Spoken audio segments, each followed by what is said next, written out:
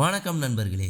இன்னைக்கு நம்ம இந்த வீடியோல பார்க்க போறது நீங்க கேட்ட சிறுத்தையை பற்றி தான் பார்க்க போறோம். அதோட வேகம், எடை, புத்திசாலித்தனம், வேட்டையாடும் முறை, எப்படி சர்வைவல் பண்ணுங்கிறத எல்லாத்தையும் இந்த வீடியோ மூலமா முழுசா தெரிஞ்சுக்கலாம். வாங்க வீடியோக்குள்ள போகலாம்.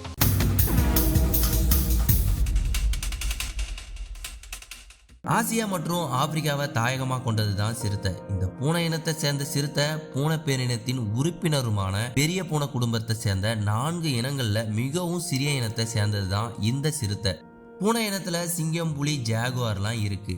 சிறுத்தை ஒரு காலத்துல சைபீரியா முதல் தென்னாப்பிரிக்கா வரையுள்ள கிழக்கு மற்றும் தெற்கு ஆசியா மற்றும் ஆப்பிரிக்கா பகுதிகளில் பரவி இருந்தது.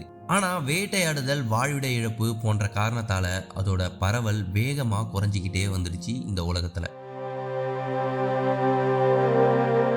இப்போ இந்தோனேஷியா, இந்தியா, பாகிஸ்தான், இலங்கை, மலேசியா மற்றும் சீனா போன்ற நாடுகள்ல வெறும் சிறிய தொகையில தான் காணப்படுது.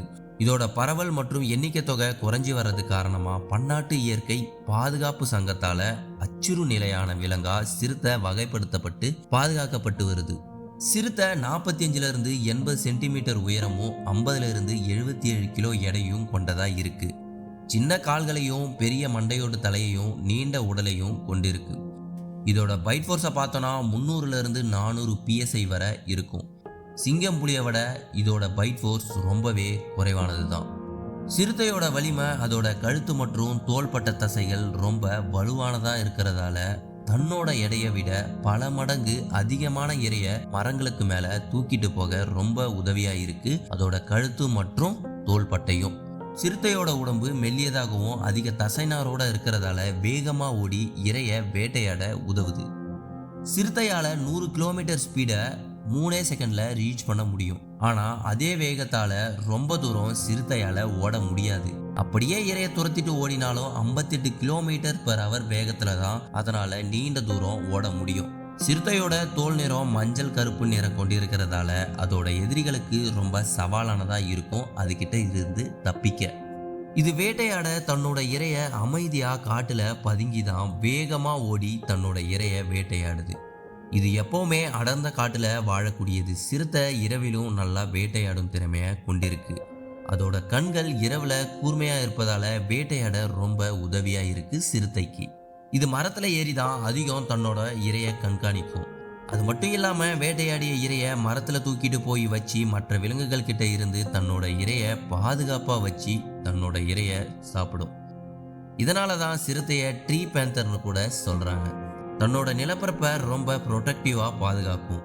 இந்த யானை, கரடி, சிங்கம் போன்ற விலங்குகளையும் தைரியமா எதிர்க்கக்கூடிய திறமை இந்த சிறுத்தைக்கு இருக்கு. சிறுத்தையோட கர்ப்பகாலம் 90 இருந்து 105 நாட்கள் வரை இருக்கும், அதாவது 3.5 மாசம்.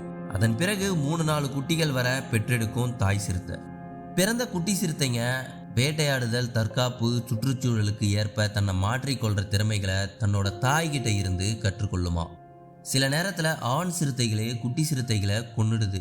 இது பெண் சிறுத்தைய மீண்டும் இனப்பெருக்கத்துக்கு தயார்படுத்த இத ஆண் சிறுத்தை நோக்கமா கொண்டு குட்டி சிறுத்தைகளை கொன்னுக்கிட்டு இருக்கு. சிறுத்தைகளோட எண்ணிக்கை குறைய காரணமா இருக்கிறது காடுகளை அழிப்பதும் மனிதர்கள் வேட்டையாடுறதும் தான். எண்ணிக்கை குறைஞ்சிக்கிட்டே வருது இந்த உலகத்துல.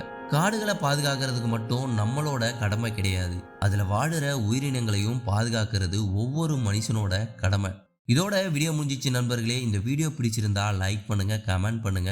யாருக்கெல்லாம் சிறுத்தையை பிடிக்குமோ அவங்களுக்கு இந்த வீடியோவை ஷேர் பண்ணுங்க. இந்த மாதிரி இன்ட்ரெஸ்டிங்கான வைல்ட் அனிமல் பற்றி நீங்க நிறைய தெரிஞ்சுக்கணும்னா உடனே நம்ம சேனலை சப்ஸ்கிரைப் பண்ணி வச்சுக்கோங்க. மீண்டும் இன்னொரு வீடியோல சந்திக்கிறேன். பாய்.